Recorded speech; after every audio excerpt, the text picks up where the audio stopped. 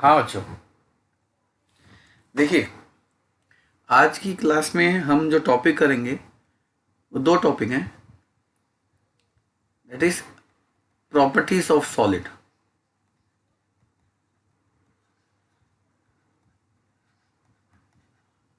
तो सॉलिड की जो प्रॉपर्टीज हैं वो ब्रॉडली दो कैटेगरीज में डिवाइड की गई हैं, जो कि आज की हमारी क्लास का लेक्चर रहेगा।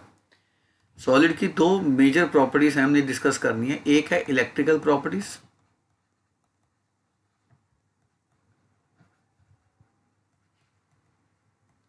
And second one is magnetic property.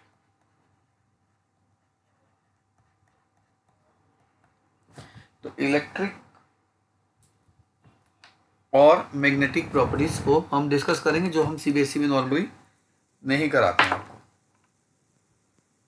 ठीक है बच्चे, तो हम स्टार्ट कर रहे हैं इलेक्ट्रिकल प्रॉपर्टी से, फिर मैग्नेटिक प्रॉपर्टी स्टार्ट करते हैं। देखिए,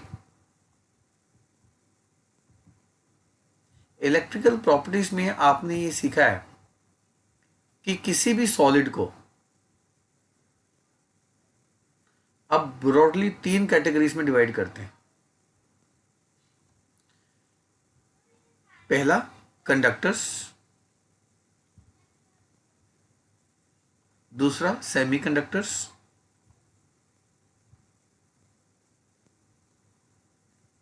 और तीसरा, इंसुलेटर्स।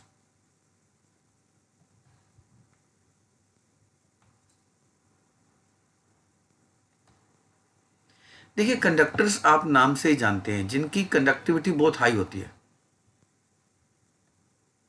जो हायर कंडक्शन करते हैं। इंसुलेटर वेरी लीस्ट कंडक्टिविटी होती है, ना के बराबर कंडक्शन करते हैं। और सेमीकंडक्टर वो होते हैं जिनकी कंडक्टिविटी इंटरमीडिएट होती है। यहां पे आपको कंडक्टिविटी की रेंज याद करनी पड़ेगी तीनों की। जो कंडक्टर्स होते हैं उनकी 10⁴ से लेके 10⁷ ओम इनवर्स मीटर इनवर्स में इनकी रेंज होती है, जो कि काफी हाई मानी गई है। और जो इंसुलेटर्स होते हैं उनकी -20 से लेके -10 तक ओम इनवर्स मीटर इनवर्स की रेंज में इनकी कंडक्टिविटी होती है। और बाकी जो बचे सेमीकंडक्टर, इनकी कंडक्टिविटी इंटरमीडिएट है, ना ही बहुत हाई ना ही बहुत लो। और इनकी कंडक्टिविटी होती है 10⁻⁻6 से लेके 10⁴ ओम इनवर्स मीटर इनवर्स। अब मेरे बच्चों, आप जब एंट्रेंस में जाते हैं ना, तो ना आपसे उम्मीद की जाती है कि भी आप इन कंडक्टर्स की, सेमीकंडक्टर्स की और इंसुलेटर की, ये जो रेंज है कंडक्टिविटी की, ये रेंज आपको याद हो। मैं आपको बता दूं, कंडक्टिविटी जो टर्म है, इसकी जो यूनिट होती है ओम इनवर्स मीटर इनवर्स। हालांकि जब मैं आपको इलेक्ट्रोकेमिस्ट्री पढ़ाऊंगा तो इसकी यूनिट में ohm inverse centimetre inverse use करूंगा। तो वहां पे ये यूज क्यों करूंगा मैं बताऊंगा, तो अभी इसका बताने का समय नहीं है। तो आपको कंडक्टिविटी की यूनिट, कंडक्टिविटी का सिंबल कापा होता है। कापा = GL/A होता है एक्चुअली। ये आपको इलेक्ट्रोकेमिस्ट्री में मैं डिटेल में बताऊंगा। तो G is inverse of resistance, ये 1/R होता है, इसलिए G की यूनिट क्या होगी, ओम इनवर्स। Ohm inverse. और L/A metre upon metre square, तो इसकी यूनिट क्या होगी, मीटर इनवर्स। हाँ, एक बात मैं और बता देता हूं, ओम इनवर्स को ना हम साइमन भी बोलते हैं। तो इसका मतलब आपको यूनिट में ऐसे भी दिया जा सकता है कि कंडक्टर्स की कंडक्टिविटी रेंज जो होगी 10⁴ से लेके 10⁷ साइमन मीटर इनवर्स। तो कहीं आप कंफ्यूज मत हो जाना। सेमीकंडक्टर्स की 10⁻⁻6 से 10⁴ साइमन मीटर इनवर्स। और इंसुलेटर की जो लीस्ट है, ना के बराबर कंडक्टिविटी करते हैं, 10⁻20 से लेके -10 तक साइमन मीटर इनवर्स। तो ये रेंज आपको याद करनी है, डायरेक्ट क्वेश्चन बनता है इसमें से। ठीक है बच्चे।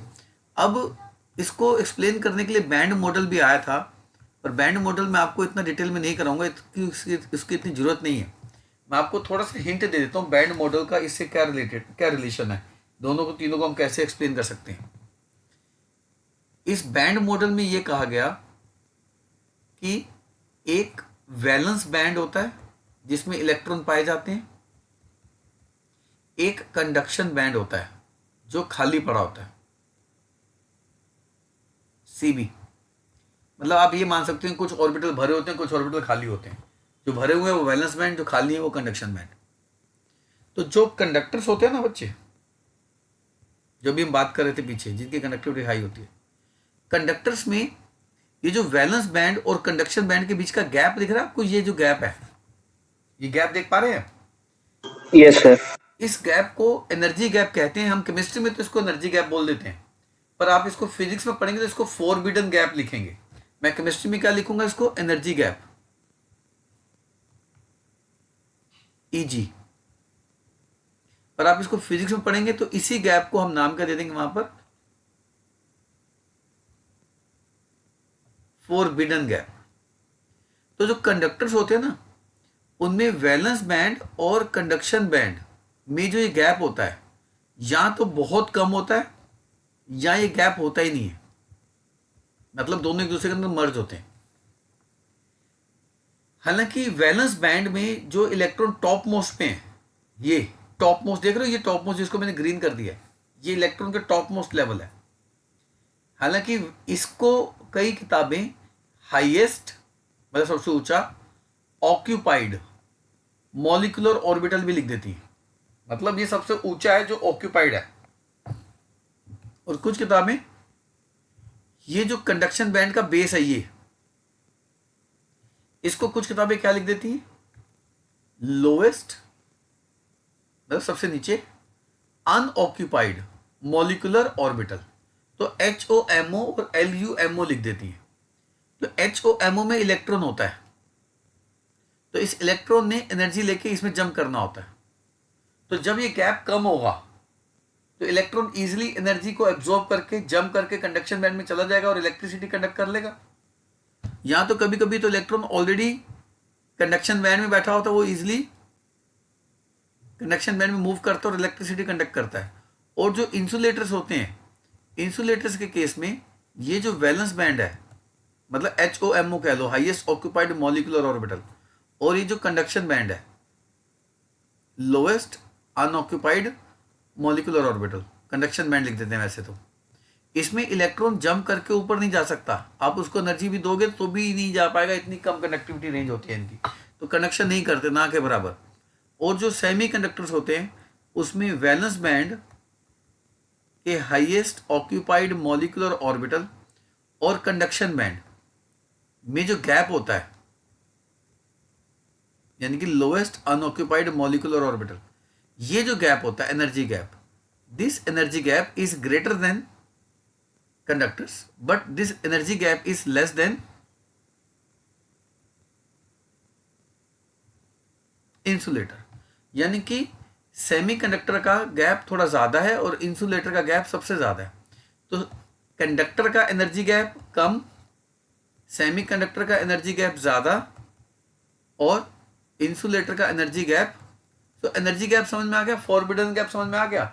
It is difference between the energy level between HOMO and LUMO, right. तो यहां पर हम थोड़ा सा सेमी कंडक्टर को एक्स्ट्रा डिस्कशन देते हैं। आओ सेमी कंडक्टर का डिस्कशन शुरू करते हैं। देखिए सेमी कंडक्टर्स जो होते हैं ना, ये दो तरह के होते हैं। एक सेमी कंडक्टर होते हैं इंट्रिंसिक सेमी कंडक्टर,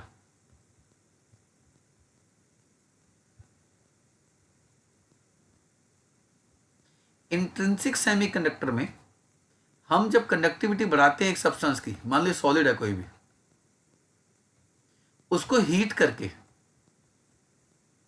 कंडक्टिविटी बढ़ाते हैं।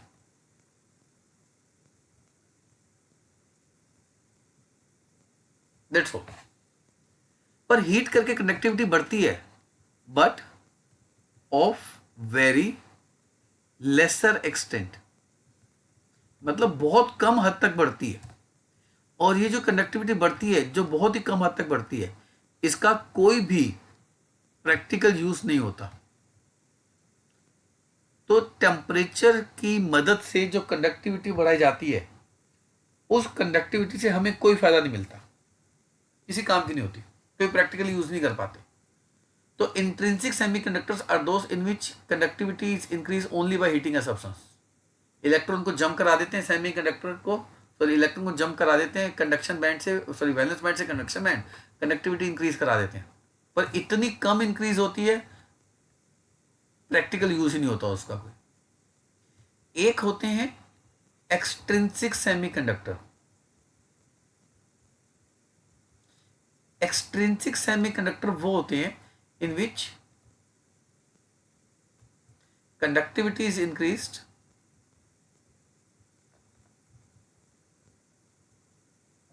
Bye doping. डोपिंग की मदद से, डोपिंग का मतलब होता है कि हम एक सब्सटेंस में बाहर से कोई चीज डालें, डेलिबरेटली डालें। डेलिबरेटली अगर कोई चीज ऐड करें किसी भी सब्सटेंस में, तो deliberate addition of a substance into a given substance to increase conductivity is known as doping.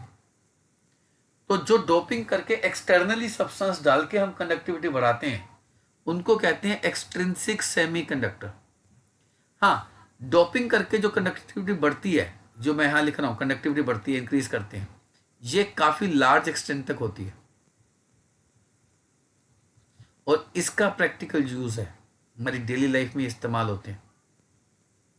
तो अगर पूछा जाए कि किसका प्रैक्टिकल यूज ज्यादा है किसका नहीं है, तो इंट्रिंसिक सेमीकंडक्टर का कोई प्रैक्टिकल यूज नहीं है, एक्सट्रिंसिक का ज्यादा है, पर उसमें हमें डोपिंग करनी पड़ती है। डोपिंग कैसे और कौन सी करेंगे वो मैं बता रहा हूँ, पर डोपिंग की मदद से कंडक्टिविटी काफी हद तक इंक्रीज होती है, जिनको हम इस्तेमाल करते हैं। और जो एक्सट्रिंसिक सेमीकंडक्टर्स होते हैं, ये भी दो तरह के होते हैं। एक एक्सट्रिंसिक सेमीकंडक्टर होता है जिसको हम कहते हैं पी टाइप, एक एन टाइप। यानी कि चाहे पी हो चाहे एन हो, है दोनों एक्सट्रिंसिक ही, मतलब एक्सटर्नली हम कुछ चीज डेलिबरेटली ऐड करेंगे और कंडक्शन को बढ़ाएंगे। आओ देखते हैं कैसे। देखिए, मान लीजिए आपके पास सिलिकॉन है। सिलिकॉन आप जानते हैं 4 बॉन्ड बनाता है। सिलिकॉन आप जानते हैं 4 बॉन्ड बनाता है, 4 इलेक्ट्रॉन 4 बॉन्ड बना के अपनी वैलेंसी सेटिस्फाई कर रहा होता है।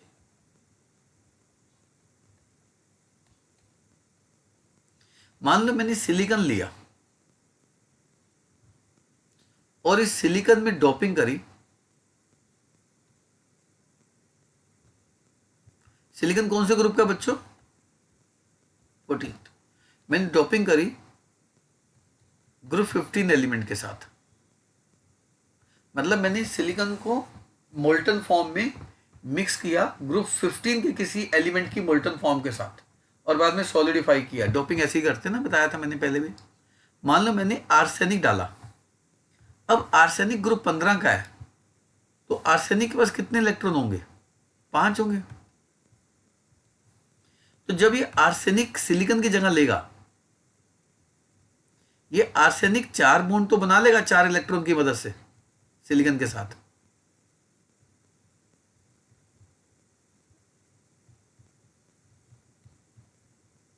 समझ रहे हैं बात? 4 बॉन्ड तो बना लेगा, पर आर्सेनिक के पास एक इलेक्ट्रॉन फालतू भी तो था ना, ये, तो उसके पास एक इलेक्ट्रॉन बच जाएगा। जब आर्सेनिक का एक इलेक्ट्रॉन बच जाएगा और जब हम इसको इलेक्ट्रिक फील्ड में मूव कराएंगे, अब electron means negative, negative means it will flow towards positive terminal, और जब इलेक्ट्रॉन का फ्लो होगा, ये इलेक्ट्रॉन का फ्लो है, तो आप जानते हैं करंट भी फ्लो करता है। तो यहां पर कंडक्टिविटी काफी हद तक बढ़ जाती है। और यहां पे कंडक्टिविटी बढ़ने की वजह क्या है? Flow of electron. और इलेक्ट्रॉन पे चार्ज क्या होता है? नेगेटिव पॉजिटिव, नेगेटिव चार्ज होता है। और नेगेटिव का पहला अल्फाबेट क्या है? एन।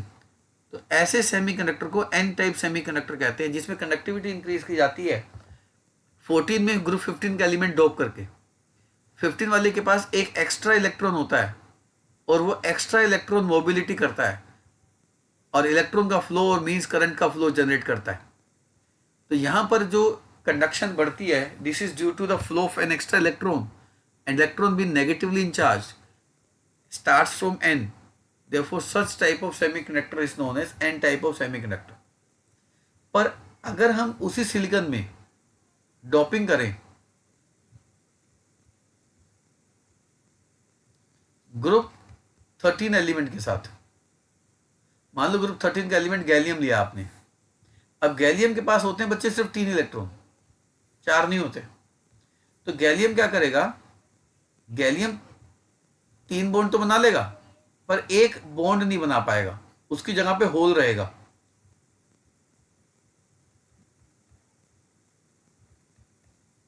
कोई बॉन्ड नहीं बनेगा वहां पर उसकी जगह। तो जहां जहां गैलियम की पोजीशन आएगी वहां पर एक होल जनरेट हो जाएगा। और जब हम इसको इलेक्ट्रिक फील्ड में ऑब्जर्व करेंगे, अच्छा मैं आपसे एक सिंपल सी चीज पूछना चाहता हूं, सिंपल सी चीज, मूवमेंट तो इलेक्ट्रॉन ही करता है। अब एक बात बताओ, मान लो ये चेयर खाली है और यहां पे चेयर पे बच्चा बैठा है, यहां पे बच्चा बैठा है, यहां पे बच्चा बैठा है, यहां पे बच्चा बैठा है। मान लो बच्चा इस खाली चेयर की तरफ शिफ्ट होता है, यहां होल बन जाएगा। फिर बच्चा इधर शिफ्ट होता है, यहां होल बन जाएगा। फिर बच्चा यहां शिफ्ट होता है, यहां होल बन जाएगा। बच्चा यहां शिफ्ट होता है, यहां होल बन जाएगा। यानी कि जब बच्चों की सारी शिफ्टिंग हो जाएगी, मोबिलिटी हो जाएगी, तो बच्चा यहां पे तो होंगे पर होल कहां पे होगा थोड़ी देर बाद, लास्ट में आ जाएगा, राइट साइड पे होल आ जाएगा। Yes sir. तो होल की मूवमेंट यहां आ गई, यानी कि बच्चा इधर जा रहा था तो जो खाली चेयर थी वो इधर जा रही थी, नहीं? Yes sir. वही यहां पर होगा मेरे बच्चों, ध्यान से देखना। अब इलेक्ट्रॉन जो है पॉजिटिव की तरफ जाता है, जब पॉजिटिव की तरफ जाएगा तो इलेक्ट्रॉन किस में गिर जाएगा, इस होल में। जब इस होल में गिर जाएगा तो होल यहां पे क्रिएट हो जाएगा। फिर इलेक्ट्रॉन इस होल में गिर जाएगा तो होल यहां पे क्रिएट हो जाएगा। फिर इलेक्ट्रॉन यहां पे गिर जाएगा तो होल यहां पे क्रिएट हो जाएगा। फिर इलेक्ट्रॉन यहां पे गिर जाएगा तो होल यहां पे क्रिएट हो जाएगा। तो आप देखो होल अल्टीमेटली पहुंचा किधर, इधर आ गया। तो इलेक्ट्रॉन तो नो डाउट इधर जा रहे हैं, पर आप ध्यान से देखो होल की मूवमेंट किस तरफ हो रही है। Hole is moving towards which terminal, negative. अब नेगेटिव की तरफ पॉजिटिव मूव करता है, तो holes are assumed to be positive in nature. हालांकि होल इज नथिंग, मैं पहले कह रहा हूं, पर होल पॉजिटिव नहीं नेगेटिव टर्मिनल की तरफ मूव करता है, तो होल को हमने पॉजिटिव मान लिया। और पॉजिटिव किससे शुरू होता है, पी से। तो यहां पे पी टाइप सेमीकंडक्टर बन जाएगा। यानी कि जब कंडक्टिविटी होल की मूवमेंट से क्रिएट हो, होल के फ्लो से क्रिएट हो, तो वो पी टाइप सेमीकंडक्टर। और जब कंडक्टिविटी इलेक्ट्रॉन के फ्लो से जनरेट हो, फ्री इलेक्ट्रॉन की वजह से जनरेट हो, वो एन टाइप सेमीकंडक्टर होता है। यानी कि जब 14 में आपने 15 वाला डाला तो एक एक्स्ट्रा इलेक्ट्रॉन लेके आएगा और एन टाइप को क्रिएट करेगा। और जब उसी 14 में आपने 13 वाला डाला, 13 वाले के पास एक इलेक्ट्रॉन क्या था, शॉर्ट था। एक इलेक्ट्रॉन शॉर्ट होने की वजह से वो क्या क्रिएट करेगा, होल क्रिएट करेगा। और अगर वो होल क्रिएट करेगा तो होल की मूवमेंट से कंडक्टिविटी बढ़ेगी। तो holes are assume to be positive in nature, क्योंकि वो नेगेटिव टर्मिनल की तरफ मूव करते हैं। तो इनको हमने पी टाइप सेमीकंडक्टर का नाम दे दिया, नहीं बच्चे? पर देखो ये तो बात लिखती है किताब कि 14 में 15 तो एन टाइप, 14 में 13 तो पी टाइप। देखिए मैं थोड़ा इससे ऊपर उठना चाहता हूं, मैं आपको चीजों को रटवाना नहीं चाहता, समझाना चाहता हूं। अब आप समझिएगा, अगर तो मैंने ग्रुप 13 में 14 वाले की डोपिंग करी या 14 में 15 वाले की डोपिंग करी, बात समझ रहे हैं आप? ऑब्वियस है, जब 13 में 14 वाला जाएगा तो एक्स्ट्रा इलेक्ट्रॉन लेके आएगा, जब 14 में 15 वाला जाएगा तो एक्स्ट्रा इलेक्ट्रॉन लेके आएगा, ऐसे 15 में जब 16 वाला जाएगा तो एक्स्ट्रा इलेक्ट्रॉन लेके आएगा नहीं? और जहां पे एक्स्ट्रा इलेक्ट्रॉन क्रिएट होगा वहां पे सेमीकंडक्टर कौन सा क्रिएट हो जाएगा मेरे बच्चे? एन टाइप नहीं बनेगा। Yes sir. तो आप ये क्यों रटते हो कि 14 में 15 डालेंगे तो एन टाइप? आप ये करो कि अगर किसी भी ग्रुप में अगर हायर ग्रुप का एलिमेंट डोपिंग करता है तो एन टाइप ही बनेगा। और आई थिंक अब आप मेरे बिना बताए समझ गए होंगे कि पी टाइप सेमीकंडक्टर कैसे बनेगा। यानी कि अगर हम ग्रुप 15 में मान लो 14 वाला डालें या ग्रुप 14 में ग्रुप 13 वाले के साथ डोपिंग करें, अब 13 जब 14 में गिरेगा या 14 जब 15 में गिरेगा तो उनके पास एक इलेक्ट्रॉन कम होगा। जब एक इलेक्ट्रॉन कम होगा तो क्या जनरेट होगा? और जब होल जनरेट होते हैं तो सेमीकंडक्टर कौन सा रिजल्ट करता है? तो अब एक बात दिमाग में बिठा लो, अगर किसी ग्रुप में हायर ग्रुप का डोपिंग करेंगे तो एन टाइप, और अगर किसी ग्रुप में लोअर ग्रुप की डोपिंग करेंगे तो फिर पी टाइप। लोअर ग्रुप वाले के पास इलेक्ट्रॉन कम होंगे तो फिर पी टाइप ही बनेगा ना, होल क्रिएट होगा। तो अब यहां पे पी टाइप और एन टाइप बताने के लिए आपको क्या याद होना चाहिए? एलिमेंट्स की पोजीशन। जैसे ग्रुप 13 में क्या होती है? Boron, aluminium, gallium, indium, thallium. 14 में क्या होती है? Carbon, silicon, germanium, tin, lead. 15 में क्या पोजीशन होती है? Nitrogen, phosphorus, arsenic, antimony, bismuth. 16 में क्या पोजीशन होती है? उससे टिपो, oxygen, sulphur, selenium, tellurium and polonium. अब आपके लिए कितना आसान हो गया अगर मैं कहूं कि if gallium is doped with tin, तो अब देखो गैलियम कौन से ग्रुप का एलिमेंट है और टिन कौन से ग्रुप का एलिमेंट है? अब बताओ, ग्रुप 13 में जब 14 वाला गिरेगा तो एक एक्स्ट्रा इलेक्ट्रॉन लेके जाएगा तो फिर होल पी फिर टाइप। एन टाइप बनेगा। और अगर आपसे पूछा जाए कि if antimony is doped with tin, अब एंटीमनी कौन से ग्रुप का है? 15वें में। टिन कौन से ग्रुप का है? 14th का है। और 15वें में 14 ग्रुप का डालूंगा तो एक इलेक्ट्रॉन कम होगा, और एक इलेक्ट्रॉन कम होगा तो होल बनेगा, होल होगा तो पी टाइप सेमीकंडक्टर को रिजल्ट करेगा। देखो आपको एग्जाम में कंफ्यूजन पता है दो तरीके से हो सकती है। कभी कभी एग्जामिनर क्या करता है, वो आपको नाम नहीं देता कि एंटीमनी नहीं लिखेगा, वो आपको सिंबल देगा। तो सिंबल से भी परेशानी हो सकती है आपको, सिंबल से परेशानी हो सकती है, ध्यान रखना।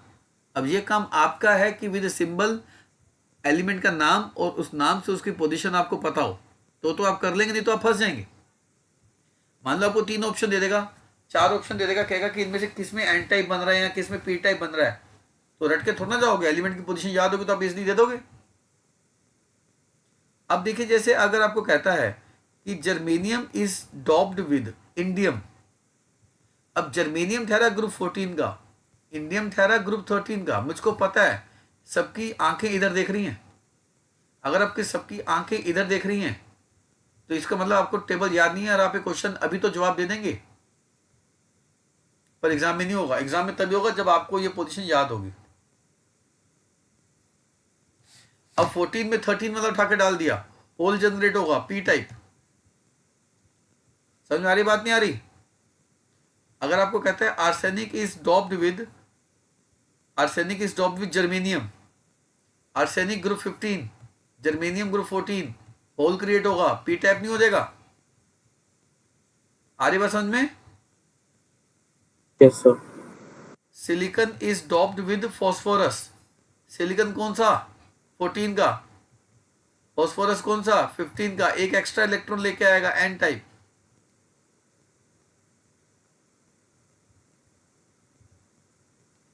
तो ऐसे क्वेश्चन बन सकते हैं। आप P type N type semiconductor की आपको रेंज आनी चाहिए।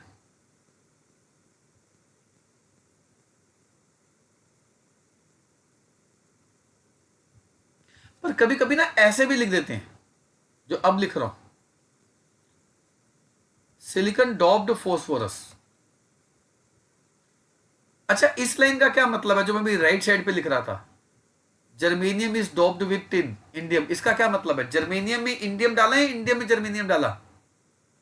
इसका मतलब था जर्मेनियम में इंडियम डाला, अब सिलिकॉन डॉप्ड फॉस्फोरस, इसका मतलब उल्टा है, फॉस्फोरस में सिलिकॉन डाला। फॉस्फोरस में सिलिकॉन डाला। इसका मतलब है फॉस्फोरस में उठा के सिलिकॉन डाल दिया आपने।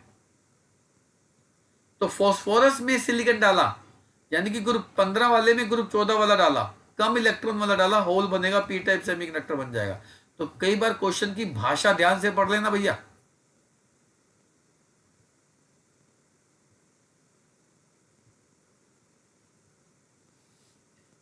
या अभी मैं पीछे जाता हूं,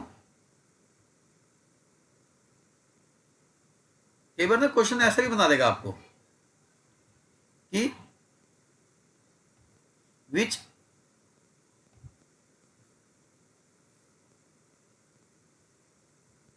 element must be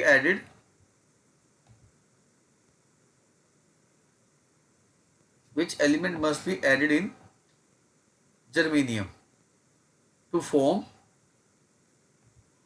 p type semiconductor, right? तो ऑप्शन दे देगा आपको कि जर्मेनियम में क्या डालेंगे पी टाइप बन जाए, फॉस्फोरस, आर्सेनिक, टिन, इंडियम। बताओ आंसर क्या होगा फिर? इंडियम। तो उसके लिए फिर पोजीशन याद होगी ना, जिस बच्चे ने जवाब दिया है उसकी भी नजर मुझको पता है इधर ही थी, इधर से देख के दिया, तो फिर उसने कोई बड़ा काम नहीं किया। हालांकि उसको गलत फहमी होगी, उसको लगेगा उसको जवाब आता है, पर एक्चुअली जवाब उसने यहाँ देख के निकाला। तो इसलिए आपको पोजीशन याद होनी चाहिए मेरे बच्चों।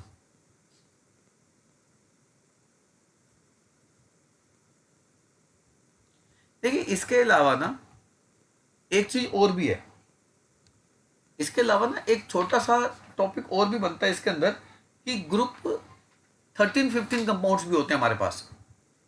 13-15 कंपाउंड्स,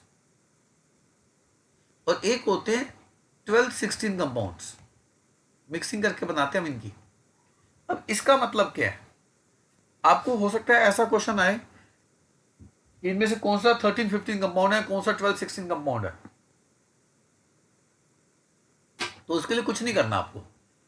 आपको 13 ग्रुप की पोजीशन अभी सिखाई, boron, aluminium, gallium, indium and thallium.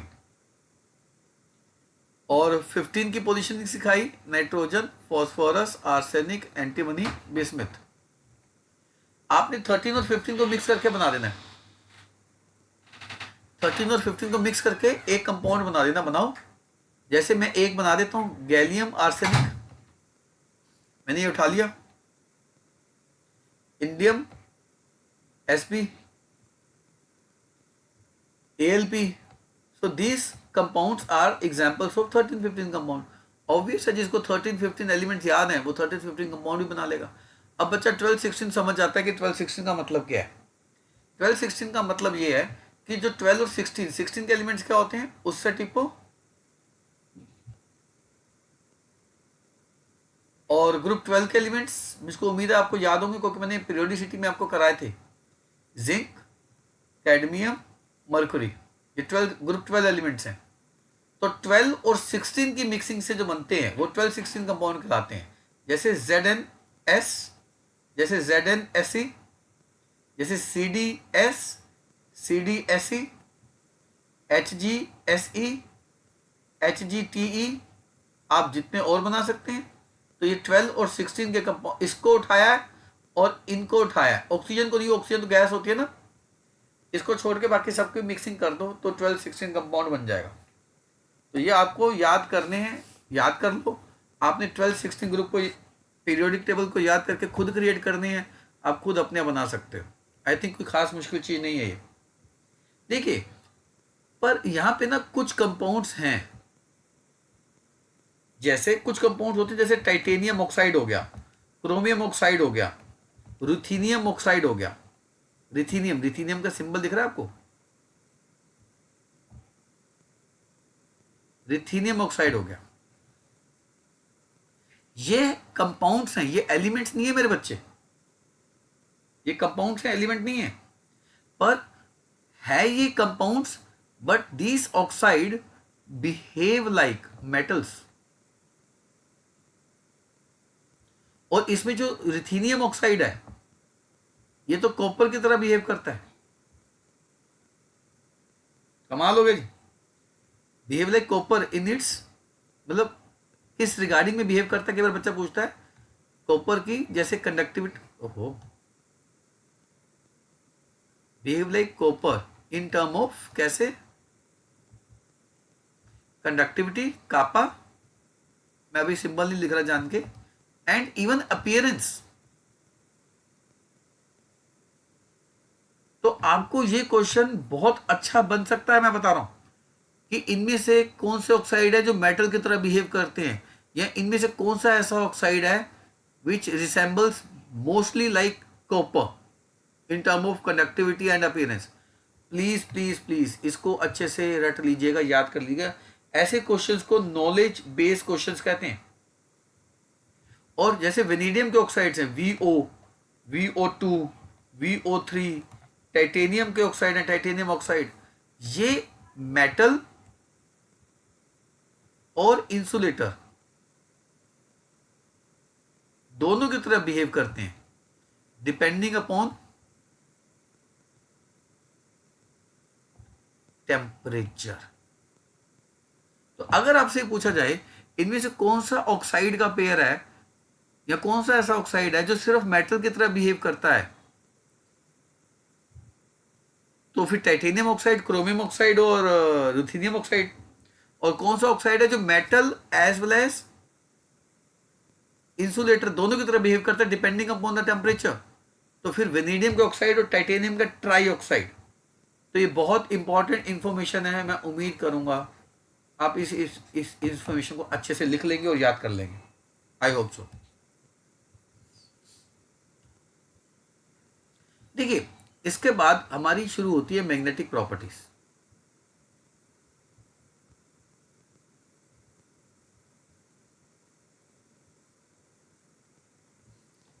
देखिए, मैग्नेटिक प्रॉपर्टीज का जन्म कैसे होता है, मैं थोड़ा सा आपको इसका इंट्रोडक्शन देता हूं।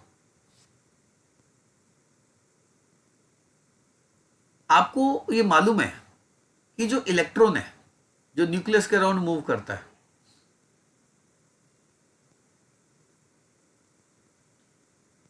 इलेक्ट्रॉन की ऑब्वियस है charge particle electron.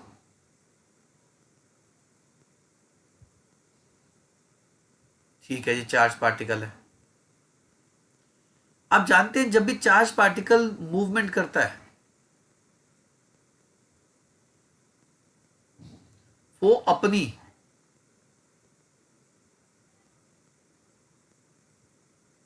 Magnetic field create कर लेता है। ये तो आपने फिजिक्स में पढ़ना शुरू कर दिया होगा। whenever any charged particle rotates or in motion, it creates its own magnetic field।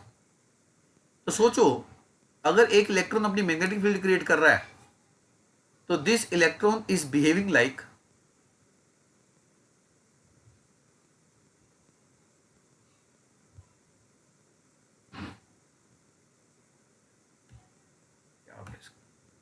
Behave like tiny magnet. यानी कि एक इलेक्ट्रॉन किसकी तरह बिहेव करता है? फिर अगर एक इलेक्ट्रॉन का आपको बिहेवियर हो तो पता होना चाहिए कि एक इलेक्ट्रॉन छोटी सी मैग्नेट की तरह बिहेव कर रहा है। कारण वो अपनी मैग्नेटिक फील्ड जनरेट कर रहा है। कारण कि भैया वो चार्ज पार्टिकल है, वो मूवमेंट करेगा तो मैग्नेटिक फील्ड होगी, मैग्नेटिक फील्ड होगी तो वो मैग्नेट है। पर आपने ये भी सीखा है कि एक इलेक्ट्रॉन कि दो तरह की मूवमेंट होती है। एक इलेक्ट्रॉन अपनी एक्सिस पे चक्कर काटता है और एक इलेक्ट्रॉन न्यूक्लियस के अलोंग भागता है, ठीक ऐसे जैसे हमारी अर्थ है। आपने अर्थ की रिवोल्यूशन रोटेशन दोनों पढ़ी है, उम्मीद करता हूं। एक से दिन रात होते हैं और एक से साल बनते हैं, ठीक ऐसे इलेक्ट्रॉन अपनी एक्सिस पे भी घूमता है और न्यूक्लियस के अराउंड भी घूमता है। तो एक है उसकी स्पिन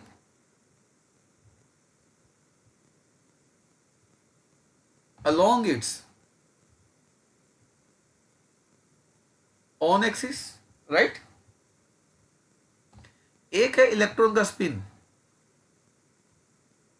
अराउंड न्यूक्लियस।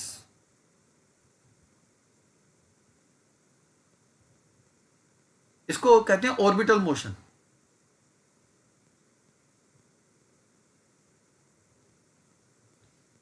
देखो, अगर वो अपनी एक्सिस पे घूम रहा है, अगर वो अपनी एक्सिस पे घूम रहा है, उससे जो मैग्नेटिक फील्ड क्रिएट होगी, उससे जो मैग्नेटिक फील्ड क्रिएट होगी उसको क्या कहेंगे? Spin magnetic movement.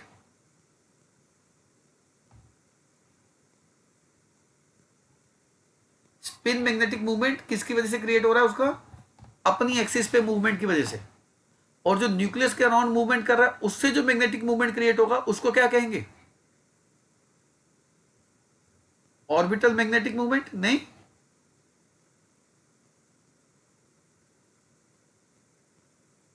आप जानते हैं मैग्नेटिक मूवमेंट एक वेक्टर क्वांटिटी है, बताने की जरूरत नहीं है। तो अगर स्पिन मैग्नेटिक मूवमेंट एक वेक्टर क्वांटिटी है, उसका मैग्नीट्यूड डायरेक्शन होगा। ऑर्बिटल मैग्नेटिक मूवमेंट एक वेक्टर क्वांटिटी है, तो उसका भी मैग्नीट्यूड डायरेक्शन होगा। मेरा एक सवाल है, ज्यादा कम कोई भी हो सकता है, मेरा एक सवाल है, ये भी मैग्नेटिक मूवमेंट एक इलेक्ट्रॉन का है और ये भी मैग्नेटिक मूवमेंट उसी इलेक्ट्रॉन का है। तो एक इलेक्ट्रॉन के जब दो मैग्नेटिक मूवमेंट होंगे तो उनका क्या निकल के आएगा? रिजल्टेंट मैग्नेटिक मूवमेंट हो जाएगा, नहीं हो जाएगा उसका? Yes sir. अब ये दोनों रिजल्टेंट मैग्नेटिक मूवमेंट कट के जीरो तो आने से रहे, क्योंकि ना इनका मैग्नीट्यूड इक्वल होना है, और अगर डायरेक्शन ऑपोजिट भी हो जाएगी तो भी उसको कोई फर्क नहीं पड़ना, तो भी कैंसिल नहीं होंगे, क्योंकि इनका मैग्नीट्यूड इक्वल नहीं होता। तो इनका रिजल्टेंट कुछ तो आएगा। मान लो इनका रिजल्टेंट ये आ गया, ये एक इलेक्ट्रॉन के मैग्नेटिक मूवमेंट का रिजल्टेंट आ गया। आप जानते हैं इलेक्ट्रॉन का जो रिजल्टेंट मैग्नेटिक मूवमेंट होता है उसको क्या कहते हैं? The resultant magnetic movement of electron is known as Bohr magneton. Bohr magneton, mu B. आपने फिजिक्स में इसकी वैल्यू पढ़ी है बच्चे? 9.27 10⁻24 एमीटर पर मीटर स्क्वायर। फिजिक्स में पढ़ी है वैल्यू? ईमानदारी से बताना। No sir. No sir. ये नहीं पढ़ी। म्यू बी सिंबल पढ़ा है? म्यू बी सिंबल तो पढ़ा होगा, बोहर मैग्नेटोन। Yes sir. चलो, तो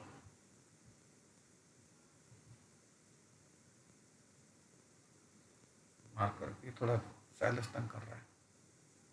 हाँ, आप देख सकते हैं, एक चीज देख सकते हैं आप, कि यहां पे जो वैल्यू है ये बहुत लो है। मैं मना नहीं कर रहा, 10⁻24 नेग्लिजिबल ही होता है, तो कोई बात नहीं, नेग्लिजिबल है कोई बात नहीं। उसका मैग्नेटिक मूवमेंट तो है ना, उसका मैग्नेटिक मूवमेंट तो है ना। अगर उसका मैग्नेटिक मूवमेंट है तो वो क्या बन गया? वो एक स्मॉल मैग्नेट की तरह हुआ, नहीं हुआ? आप एक बात बताओ, आपके आसपास कितने एटम घूम रहे हैं? हमें बताने की और गिनने की भी जरूरत नहीं है। सबसे पहले तो हमारा शरीर है, उसमें एटम, उसमें इलेक्ट्रॉन है। फिर आपके आसपास की चीजें हैं, लैपटॉप है, मोबाइल है, पेन है, कॉपी है, दीवारें हैं, अलमारी है, एसी है, इतनी चीजें हैं आपके आप में, उनमें एटम है, उनमें इलेक्ट्रॉन है, और वो इलेक्ट्रॉन मैग्नेट है।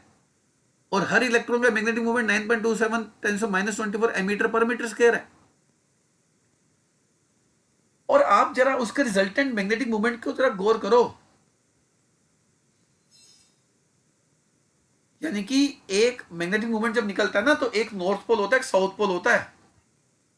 यानी कि एक इलेक्ट्रॉन का अपना एक नॉर्थ पोल है और अपना एक साउथ पोल है। एक नॉर्थ और साउथ पोल किसका होता है? मैग्नेट का होता नहीं होता? Yes sir. तो अगर एक इलेक्ट्रॉन मैग्नेट है तो उसका एक मैग्नेटिक मूवमेंट है, तो उसको हम ऐसे एरो से शो करते हैं। अब आपको मेरी एक बात समझ में आएगी, इतने साल हो गए केमिस्ट्री में आपको ये चीज पढ़ते हुए, 11 से पढ़ते आ रहे हो। अब एक बात सोचो, एक ऑर्बिटल में हम ये दिखाते हैं मेरे बच्चों, Yes, sir. जानते हो ये क्या दिखाते हैं? ये हम एक इलेक्ट्रॉन का मैग्नेटिक मूवमेंट दिखाते हैं जिसका नॉर्थ और साउथ पोल है। तो अगर उसका north pole south pole, north pole south pole उल्टे होंगे तभी तो एक ऑर्बिटल में टिकेंगे। और north pole south pole, south pole north pole उल्टे तभी हो सकते हैं जब दो इलेक्ट्रॉन ऑपोजिट स्पिन करें, क्योंकि उनके स्पिन से उनके मैग्नेटिक मूवमेंट की डायरेक्शन तय होती है। या फिजिक्स में कर रहे होंगे, डायरेक्शन निकालते होंगे हम रूल से। तो अगर हम उनके स्पिन से उनके मैग्नेटिक मूवमेंट की डायरेक्शन तय होती है, तो मान लो क्लॉकवाइज से नॉर्थ पोल ऊपर आया, साउथ पोल नीचे आया, तो फिर एंटी क्लॉकवाइज से नॉर्थ पोल नीचे आएगा, तभी तो एक ऑर्बिटल में टिकेंगे। नॉर्थ पोल साउथ पोल के सामने, साउथ पोल नॉर्थ पोल के सामने, तभी तो उन दो इलेक्ट्रॉन की रिपल्शन काउंटर इफेक्ट होगी। हालांकि ये मैग्नेट के दो पोल आपस में अट्रैक्ट करके चिपक नहीं जाएंगे एक दूसरे से, क्योंकि है तो इलेक्ट्रॉन नेगेटिव चार्ज ही ना, तो एक दूसरे के साथ चिपक तो सकते नहीं। पर एक दूसरे के साथ रहने की वजह कैसे है? क्योंकि दो इलेक्ट्रॉन ऑपोजिट स्पिन करते हैं। तो आपको ये बात क्लियर हुई कि दो इलेक्ट्रॉन ऑपोजिट स्पिन करते हैं तो हम उनको एक ऑर्बिटल में दो इलेक्ट्रॉन से दिखाते हैं। Yes sir. डॉर्मेट का मीनिंग समझ में आया आपको क्या होता है? Yes sir. पर आप एक बात सोचो, जब एक ऑर्बिटल में दो इलेक्ट्रॉन आ गए तो दोनों ने तो अपना स्पिन एक दूसरे का कैंसिल कर दिया, मैग्नेटिक मूवमेंट तो कैंसिल होगी ना, नहीं बच्चे? तो अगर मान लो ये एक एटम है, उसके पी ऑर्बिटल का हाल है,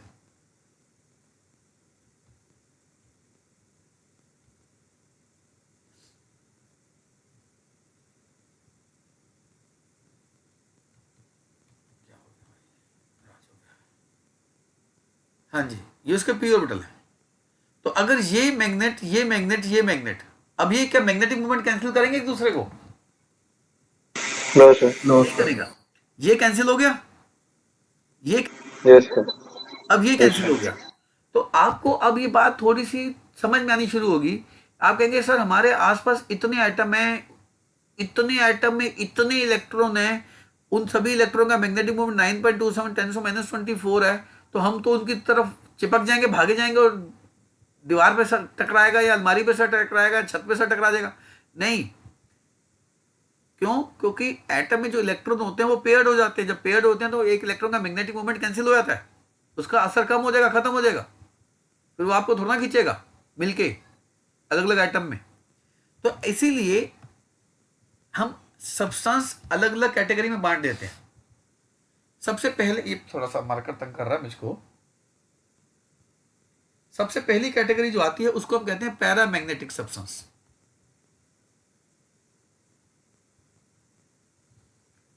देखो, पैरामैग्नेटिक सब्सटेंस वो होते हैं जिनके पास अनपेयर्ड इलेक्ट्रॉन होते हैं, जिनके ऑर्बिटल में अनपेयर्ड इलेक्ट्रॉन होते हैं। अनपेयर्ड इलेक्ट्रॉन समझे?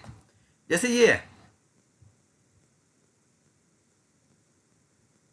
इसमें एक तो अनपेयर्ड है ना, तो अगर एक भी एटम है, उस एटम में एक भी अनपेयर्ड है, तो एक तो मैग्नेट है ना उसके पास, छोटी सी, नहीं? बाकी इलेक्ट्रॉन का मैग्नेटिक बिहेवियर नहीं आ रहा क्योंकि वो कैंसिल हो रहा है पेयरिंग से। तो एक भी अनपेयर्ड है किसी में, हो सकता है किसी में दो भी हो। अब मेटल जो होते हैं उनके पास डी ऑर्बिटल भी होते हैं, जैसे आयरन मेटल है, मैग्नीज मेटल है, मैग्नीज के पास तो 5 अनपेयर्ड होते हैं, तो 5 छोटी छोटी मैग्नेट हुई नहीं हुई? तो ऐसे कुछ सब्सटेंस जिनके पास अनपेयर्ड इलेक्ट्रॉन होते हैं, अगर अनपेयर्ड इलेक्ट्रॉन होते हैं तो उनके पास मैग्नेटिक क्या होगा? उनके पास मैग्नेटिक डाइपोल होगा। आप ये बात समझे, मैग्नेटिक डाइपोल मैंने पीछे ग्रीन कलर से बनाया था ना एक, ये मैग्नेटिक डाइपोल है। डाइपोल समझे आप? नॉर्थ एंड साउथ पोल, दो पोल। तो अगर किसी के पास अनपेड इलेक्ट्रॉन है, मैग्नेटिक डाइपोल है, तो क्या होता है, उसके मैग्नेटिक डाइपोल उल्टे सीधे रैंडमली ओरिएंटेड होते हैं, ऐसे, कोई किधर कोई किधर। और हम इन सब्सटेंस को एक्सटर्नल मैग्नेटिक फील्ड में रखते हैं। अब ऑब्वियस है एक्सटर्नल मैग्नेटिक फील्ड इन डाइपोल के साथ इंटरेक्ट करेगी, नॉर्थ पोल साउथ पोल को खींचेगा, साउथ पोल नॉर्थ पोल को खींचेगा। तो ये सारे के सारे मैग्नेटिक डाइपोल एक ही डायरेक्शन में अलाइंड हो जाते हैं। ये एक एटम में नहीं है, अलग अलग एटम में है, ध्यान रखना। आप देख रहे हैं सारा का सारा नॉर्थ पोल इकट्ठा हो गया, सारा का सारा साउथ पोल इकट्ठा हो गया, नहीं? तो ये जब एक्सटर्नल मैग्नेटिक फील्ड में रखते हैं तो एक्सटर्नल मैग्नेटिक फील्ड में अट्रैक्शन शो करते हैं।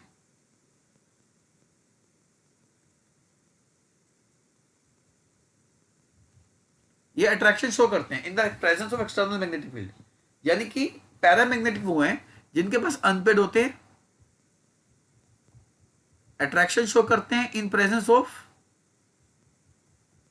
एक्सटर्नल मैग्नेटिक फील्ड, सारे डाइपोल एक ही डायरेक्शन में अलाइंड हो जाते हैं। पर जैसे ही हम मैग्नेटिक फील्ड हटाते हैं,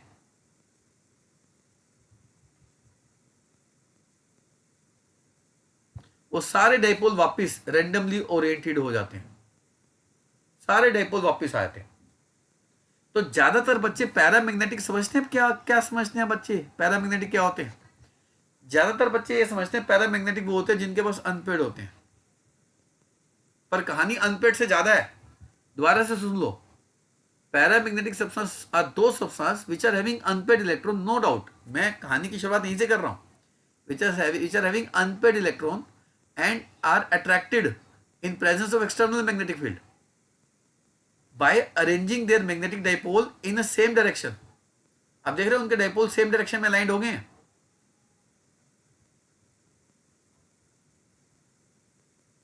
अलाइंड इन सेम डायरेक्शन, और वो एक्सटर्नल मैग्नेटिक फील्ड के साथ इंटरेक्ट करेंगे और अट्रैक्शन शो करेंगे।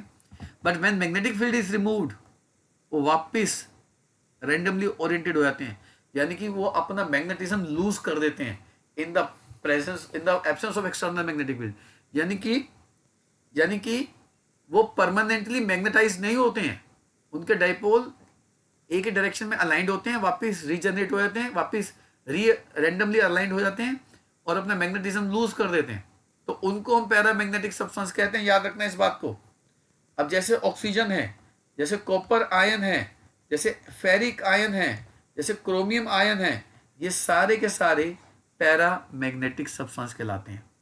और मैं साफ कर दूं बच्चे, साफ, आप ये एग्जांपल अच्छे से याद कर लेना, और यही एग्जांपल याद करना जो बता रहा हूं, इससे फालतू नहीं और इससे कम भी नहीं। मैं अभी से क्लियर कर देता हूं, चाहे आप आईआईटी दे लो चाहे नीट दे लो, एग्जांपल यही आएंगे जो मैं लिख रहा हूं। अब ऐसा मुझ में क्या है कि जो मैं लिखूंगा वही आएंगे, ये साफ सी बात है। सर आखिरी दो कौन से लिखे हैं? Fe3+ और क्रोमियम 3+, फेरिक और क्रोमस आयन। अब ये जो एग्जांपल एनसीईआरटी में लिखती है, जो एग्जांपल एनसीईआरटी में है वो सेम एज इट इज आएंगे, ना उनसे कोई फालतू आएगा ना उनसे कोई कम आएगा। समझ में आ रही मेरी बात बच्चों? तो चाहे कोई नीट कर रहा है चाहे आईआईटी कर रहा है, ये एग्जांपल याद करेगा अच्छे से।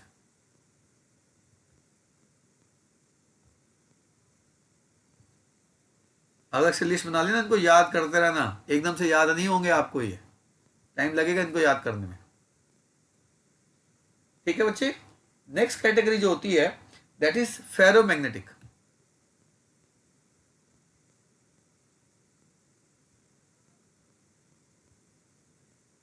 फेरोमैग्नेटिक की शुरुआत भी यहां से होती है। दे आर हैविंग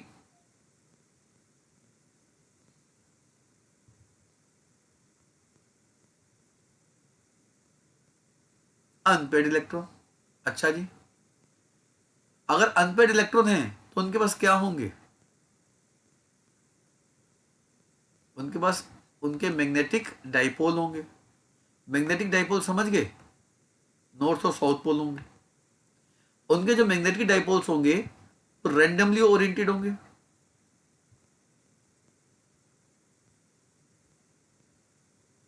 और जब हम उन सब्सटेंस को मैग्नेटिक फील्ड में रखते हैं,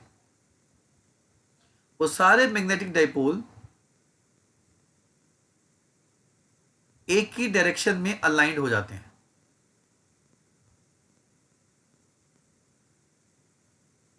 आप देख सकते हैं उनके सारे नॉर्थ पोल एक तरफ आ गए, सारे साउथ पोल एक तरफ आ गए। अब वो एक्सटर्नल मैग्नेटिक फील्ड के साथ इंटरेक्ट करेंगे और वो attracted, they will show attraction.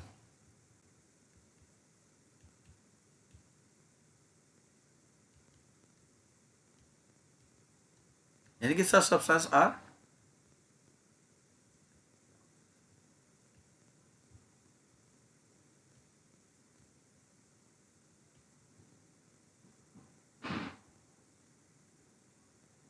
attracted in external magnetic field, right.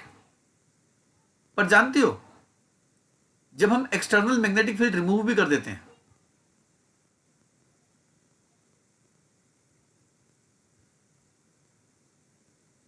तब भी वो सेम रहते हैं।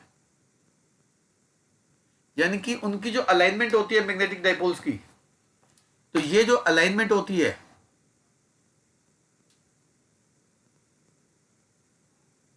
ये परमानेंट होती है। और जो पैरामैग्नेटिक में अलाइनमेंट हो रही थी वो टेम्परेरी हो रही थी।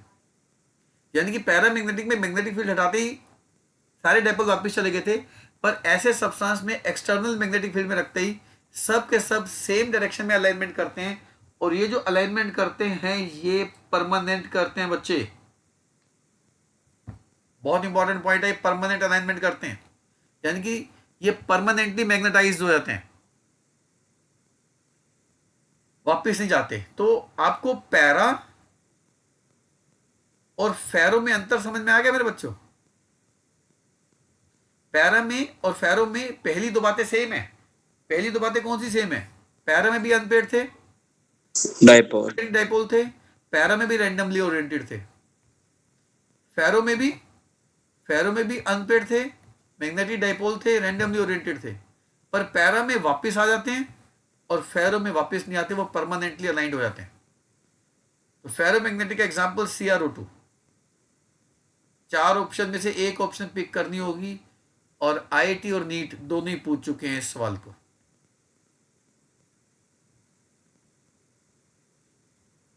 यहां तक क्लियर है? Yes sir. देखिए इसके बाद एक नई टर्म आती है फेरी मैग्नेटिज्म।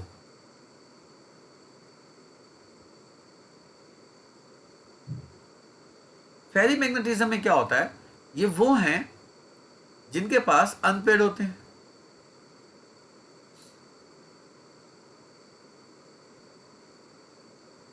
अच्छी बात है। अगर अनपेड इलेक्ट्रॉन होते हैं तो इनके पास मैग्नेटिक क्या होंगे? फिर डाइपोल्स होंगे। एक एटम में अगर एक भी होगा तो न जाने कितने एटम तो कितने डाइपोल होंगे इनके पास। और अगर इनके पास मैग्नेटिक डाइपोल्स हैं तो रैंडमली ओरिएंटेड होंगे।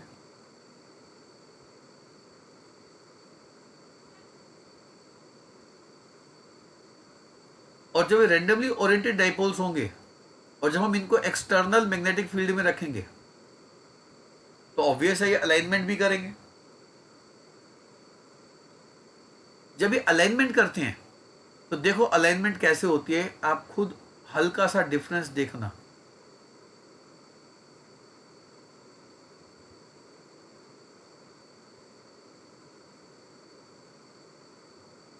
आप देख सकते हैं कि कुछ डाइपोल मैंने उल्टे अलाइनमेंट में दिखाए हैं, वो मैं हाईलाइट कर रहा हूं। जब इनकी अलाइनमेंट उल्टी हो गई तो ये नेट मैग्नेटिक बिहेवियर जो शो करेंगे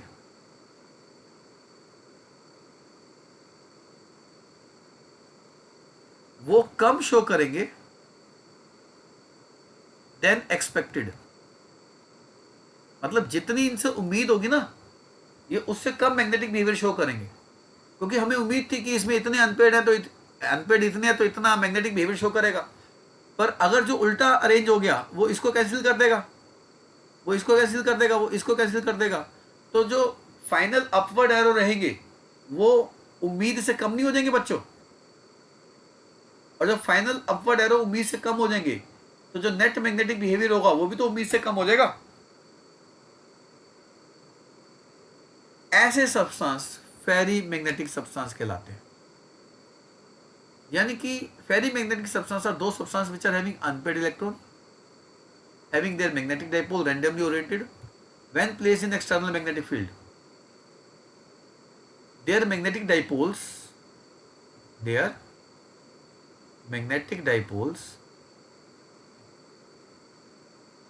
gets aligned in parallel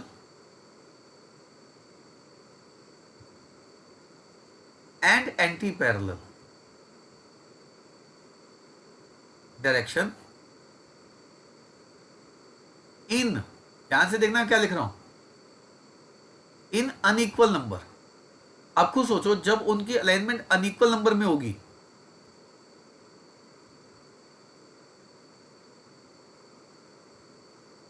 तो कुछ डाइपोल बच जाएंगे, नहीं बच जाएंगे? तो अगर कुछ डाइपोल बच जाएंगे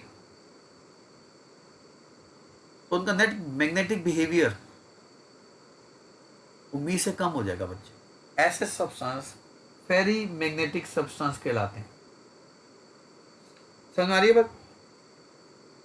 Yes, sir. अब बच्चा कहता है कि सर उम्मीद का मतलब क्या होता है?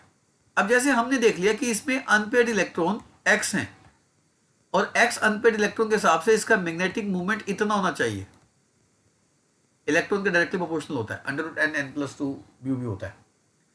और हमने देखा कि उसका मैग्नेटिक बिहेवियर उससे भी कम आ रहा है, तो यानी कि कुछ मैग्नेटिक डाइपोल रैंडमली ओरिएंटेड हो गए होंगे जिससे उम्मीद से कम आ रहा है, और रैंडमली ओरिएंटेड कुछ मैग्नेटिक डाइपोल उल्टे अलाइनमेंट हो गई होगी, पर जो उल्टी अलाइनमेंट हुई होगी वो अनइक्वल नंबर में हुई होगी, तभी तो थोड़े बहुत डाइपोल बच गए होंगे, और जिनके बचने की वजह से थोड़ा बहुत मैग्नेटिक बिहेवियर शो कर रहा होगा वो। ठीक है ना? ठीक बच्चे? Yes, sir. जैसे फेरिक ऑक्साइड हो गया, सॉरी मैग्नेटाइट कहते हैं इसको। ये जब आपको ओर वाला चैप्टर कराऊंगा ना उसमें कराऊंगा, मैग्नेटाइट आयरन का ओर होता है। मैग्नीशियम फेराइट हो गया, जिंक फेराइट हो गया, ये तीनों के तीनों फेरी मैग्नेटिक हैं, डायरेक्ट कर लेना। ये सेम क्वेश्चंस बच्चे आईटी में भी आ चुके हैं, नीट में भी आ चुके हैं, तो मुझको बार बार दोहराने की बात नहीं है इसमें। हाँ, एक बात और मैं बताना चाहता हूं कि जो फेरी मैग्नेटिक सब्सटेंस होते हैं, यहां लिख देता हूं, यहां पे जो फेरी मैग्नेटिक सब्सटेंस होते हैं, फेरी लिख दूं, फेरी, इनको हीट कर दें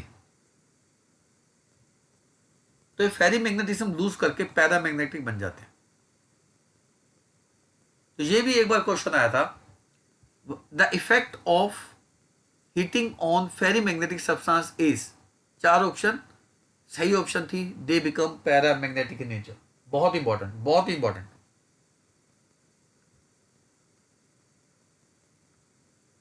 एक होते हैं एंटी फेरो,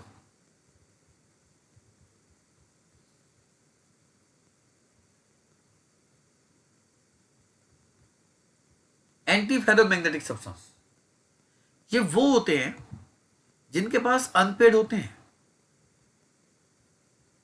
अनपेड होते हैं तो इनके पास मैग्नेटिक डाइपोल भी होते हैं, मैग्नेटिक डाइपोल्स होते हैं, रैंडमली ओरिएंटेड भी होते हैं। और जब हम इनको एक्सटर्नल मैग्नेटिक फील्ड में रखते हैं Equal number. तो ये जो मैग्नेटिक डाइपोल्स होते हैं ये इक्वल नंबर में पैरेलल और एंटी पैरेलल में अलाइनमेंट कर देते हैं।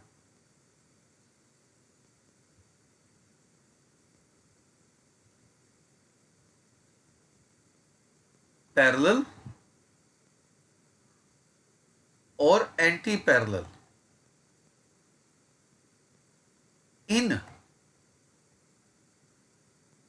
तो ये इनसे हम उम्मीद तो करते हैं कि मैग्नेटिक बिहेवियर शो करेंगे क्योंकि अनपेड है। ऑब्वियस जिनमें अनपेड है मैग्नेटिक बिहेवियर शो करेंगे। Show no magnetic behaviour, show ही नहीं कर पाते। और इनका मैग्नेटिक बिहेवियर शो ना करने का कारण due to alignment of magnetic dipole in parallel and anti parallel direction in equal number. Such substance यानी कि those substance which are expected to have large magnetism. और एक्सपेक्टेड क्यों होते हैं अपने मैग्नेटिज्म को लेके? क्योंकि इनके पास अनपेड इलेक्ट्रॉन होते हैं। तो अनपेड इलेक्ट्रॉन है तो हम इनसे एक्सपेक्ट करते हैं, क्या एक्सपेक्ट करते हैं? Magnetic behaviour. But they do not show any magnetic behaviour. Why? Due to alignment of their magnetic dipole in parallel and anti parallel direction in equal number. इसका एग्जाम्पल याद कर लेना, ये आया हुआ है। मैंने पहले कहा जितने एग्जाम्पल मैं दे रहा हूं उससे ज्यादा ना उससे कम। ये तो एक ही है, इससे कम तो जीरो ही होता है, फिर तो कुछ भी याद नहीं करोगे आप। अब यहां पे ना बच्चा कई बार ना कंफ्यूज होता है। बच्चा कहता है सर हमें कैसे पता चलता है? ये बात नॉर्मली बच्चे पूछते हैं, हमें कैसे पता चलता है, पर हम कैसे पता लगाएंगे? देखो ये ना प्रॉपर रिसर्च वर्क है। हर सब्सटेंस की नेचर अलग होती है। मैं आपको एग्जांपल देता हूं। मान लो मैंने एक सब्सटेंस देखा एक्स और इसके पास अनपेड इलेक्ट्रॉन थे इसके पास अनपेड इलेक्ट्रॉन, और ये मैग्नेटिक बिहेवियर शो कर रहा था। जितना करना चाहिए उतना कर रहा था, पर टेम्परेरी कर रहा था। तो मैं ये समझ जाऊंगा कि इसके जो डाइपोल रहे होंगे मैग्नेटिक फील्ड में रखते ही वो अलाइनमेंट तो कर गए होंगे, और जैसे ही मैग्नेटिक फील्ड हटाते होंगे वापस आ जाते होंगे। मैंने सिर्फ क्या देखा? देखो, being a scientist, being a observer, मैं तो सिर्फ ये देख रहा हूं ना कि ये मैग्नेटिक बिहेवियर शो कर रहा है और टेम्परेरी शो कर रहा है, और अनपेड इलेक्ट्रॉन भी है, और जितने अनपेड इलेक्ट्रॉन है उस हिसाब से बिल्कुल ठीक शो कर रहा है मैग्नेटिक बिहेवियर। और टेम्परेरी शो कर रहा है तो मैं समझ जाऊंगा अगर मैग्नेटिक बिहेवियर शो कर रहा है तो अलाइनमेंट तो हुई होगी, और परमानेंट है तो मैग्नेटिक फील्ड हटा के वापस चली गई होगी। तो कई बार बच्चा ये कहता है कि क्या सर ये देखा है हमने? ये हमने देखा थोड़ा ना है, ये तो हम एज्यूम कर रहे हैं ऐसा हुआ होगा। मान लो मैंने एक सब्सटेंस देखा वाई, इसमें अनपेड इलेक्ट्रॉन थे और ये मैग्नेटिक बिहेवियर शो कर रहा था, और उतना मैग्नेटिक बिहेवियर शो कर रहा था जितना इससे एक्सपेक्टेड था। और ये मैग्नेटिक बिहेवियर परमानेंट शो करने लग गया इवन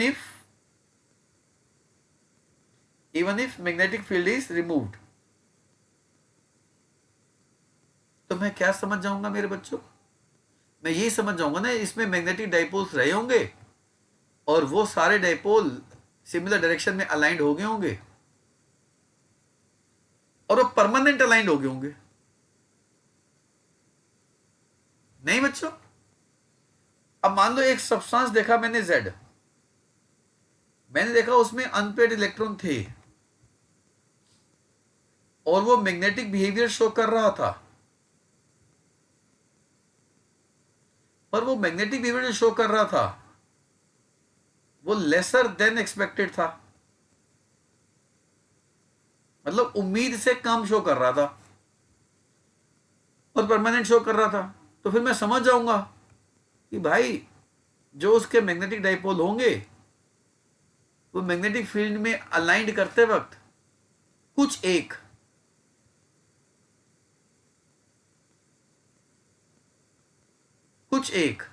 ऑपोजिट अलाइनमेंट कर गए होंगे। इसको हम कहते हैं parallel and anti parallel in unequal number. तो फिर ऐसे सब्सटेंस को हम मान लेंगे कि ऐसा सब्सटेंस क्या रहा होगा? फेरी मैग्नेटिक। और एक ऐसा सब्सटेंस देखा जिसमें अनपेड इलेक्ट्रॉन थे, मैग्नेटिक बिहेवियर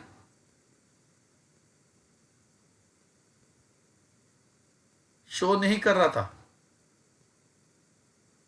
अनपेड होने के बावजूद शो नहीं कर रहा था, तो फिर बताओ बिना एटम में घुसे मैं इस बात की जानकारी नहीं रख सकता कि मैग्नेटिक डाइपोल थे तो डाइपोल मैग्नेटिक सॉरी अगर अनपेड इलेक्ट्रॉन थे तो डाइपोल तो होंगे ही होंगे, और अगर मैग्नेटिक बिहेवियर शो नहीं कर रहा तो मैं इतनी जानकारी नहीं समेट सकता कि पैरेलल और एंटी पैरेलल इक्वल नंबर में आ गए होंगे और नेट मैग्नेटिक बिहेवियर 0 हो गया होगा। मेरे बच्चे बात समझ में आ रही है? Yes sir. बिना एटम में घुसे पता लगाया जा सकता है, क्या दिक्कत है? तो केवल बच्चा सोचते हैं हमें कैसे पता चलेगा, ये हर सब्सटेंस की डिफरेंट नेचर होती है। MnO की नेचर अलग है, अनपेड इलेक्ट्रॉन होने के बावजूद भी सारे डाइपोल ऑपोजिट अलाइनमेंट कर देते हैं, उसकी नेचर ऐसी है।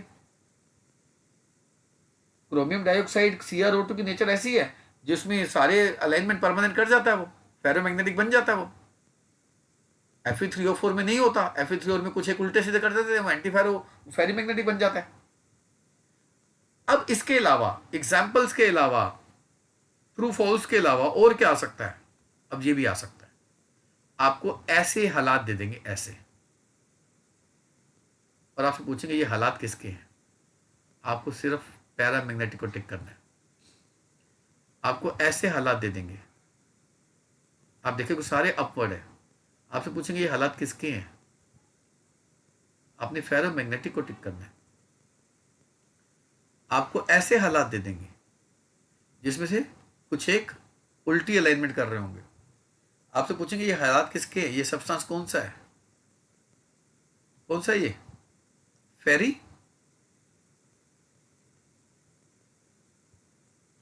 This is ferri magnetic substance, और आपको ऐसी अलाइनमेंट दे देंगे पैरेलल और anti parallel in equal number, तो फिर आप क्या कहेंगे इसको,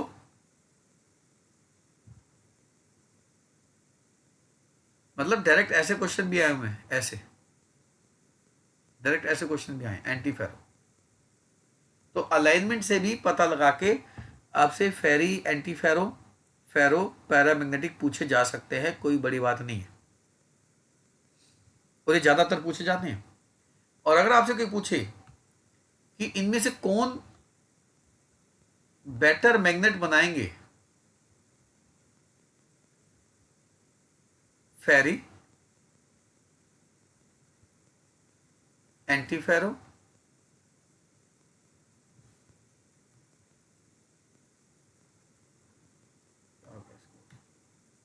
हाँ ferri, anti ferro, ferromagnetic and para, which of these following will form better magnet? Answer is फेरो, क्योंकि फेरो में परमानेंट अलाइनमेंट है और सारी एक ही डायरेक्शन में अलाइनमेंट है, नहीं बच्चे? Yes sir.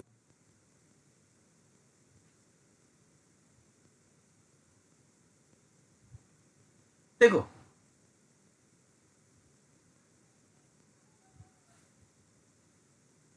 एक होते हैं diamagnetic, diamagnetic substance are those substance which do not have any unpaired electron,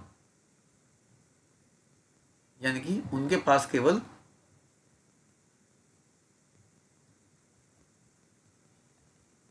क्या होते हैं बच्चों, पेयर्ड इलेक्ट्रॉन। तो जिनके पास सारे इलेक्ट्रॉन पेयर्ड हो, अनपेयर्ड ना हो, वो डायमैग्नेटिक होते हैं। And this diamagnetic substance are weakly repelled in presence of external magnetic field। यानी कि अब आपने दो बातें याद रखनी है इनके बारे में, एक इनके पास कोई अनपेयर्ड नहीं होता और ये वीकली रिपेल्ड होते हैं in presence of external magnetic field. ठीक है बच्चे? इसके जो एग्जाम्पल है, वाटर है, बेंजीन है, सोडियम क्लोराइड है, पोटाशियम क्लोराइड है, ये इनके एग्जाम्पल्स हैं। तो आपको पिक करने आएंगे बच्चे एग्जाम्पल, तो आपको ही लर्न करने हैं, अच्छे से लर्न करने हैं। हमें इतने साल पढ़ा पढ़ा के याद हो जाते हैं, पर आप इतने सालों से पढ़ा नहीं रहे हैं, तो इसलिए आपको तो याद करने पड़ेंगे बच्चे। कोई डाउट बच्चे? No, sir.